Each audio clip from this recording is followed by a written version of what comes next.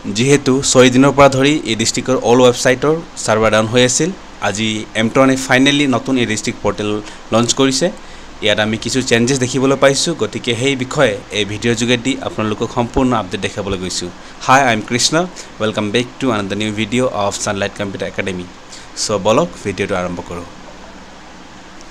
এই নতুন পোৰ্টেলত বিশেষকৈ এটাহে মেজৰ চেঞ্জ আহিছে যত আমাৰ ষ্টেটাস টেবখন হোম পেজলৈ অনা হৈছে ইয়াত এপ্লিকেশন ষ্টেটাস বা ডাইৰেক্টলি সাৰ্টিফিকেট ডাউনলোড কৰিব পাৰিম মই ফায়াৰফক্স ব্ৰাউজাৰখন ওপেন কৰিছো তো আমাৰ অফিচিয়েল লিংক টাইপ কৰিছো onlinedistrict.mtron.in তো ইয়াৰ পাছতে আমাৰ নতুন ওয়েবসাইট যোনটো এমট্ৰনে আজি আপডেট দিছে আমি এইখন ইন্টাৰফেসখন দেখিবলৈ পাইছো যত নেকি আমাৰ হোম এণ্ড ই গভৰ্নেন্স দুটা টাইপ প্ৰথমতে দিয়া আছে এণ্ড ৰাইট সাইডে যদি চাও আমি লগইন বুলি এটা টেপ দেই গৈছে লগইনটো যোনটো আমি হোম এণ্ড লগইন টেপটো এটা হয় যদি লগইনত ক্লিক কৰো আমি হোম পেজতে ঘূৰি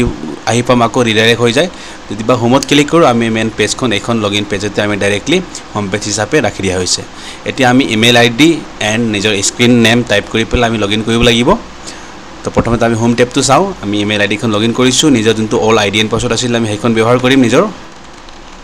মই স্ক্ৰিন নেম টাইপ কৰিছো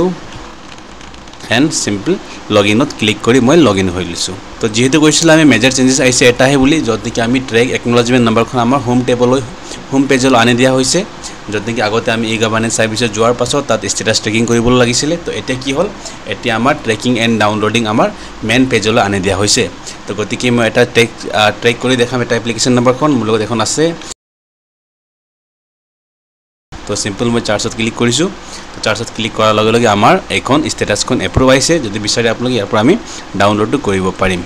ওকে এখন ডাউনলোড হৈছে তো ইয়াৰ পাছত আমাৰ নেক্সট সাৰ্ভিস আছে আমি যত নেক্সট সাৰ্ভিস চাও আমি ই গভৰ্নেন্স সাৰ্ভিসেস আমি এইখন টেপৰ যোগেদি আমি বাকি অনলাইন এপ্লিকেশনবোৰ আমি সাবমিট কৰিব পাৰিম গতিকে এইখনত ক্লিক কৰিছো এইখনত ক্লিক কৰাৰ লগে লগে আমাৰ যোনটো অল ওয়েবসাইট হয় অল ওয়েবসাইটৰ যোনটো ইন্টাৰফেস আছিল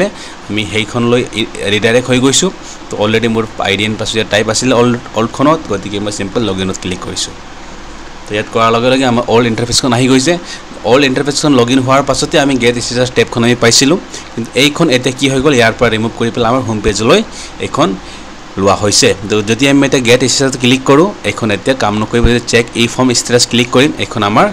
কাম নকৰিব কিয়কি এইখন ৰিমুভ কৰি পেলাই আমাৰ হোম পেজলৈ নিয়া হৈছে তো গতিকে বাকি যোনটো আমাৰ ই সাৰ্ভিসেস হয় আমি যোনটো এপ্লাই কৰিব বিচাৰিছো এইখন আমি নিজে ইয়াৰ পৰা সেম আগৰ দৰে আমি এইখন কামখন কৰি যাব পাৰিম ঠিক এইখন আছিল আমি আজিৰ লেটেষ্ট আপডেট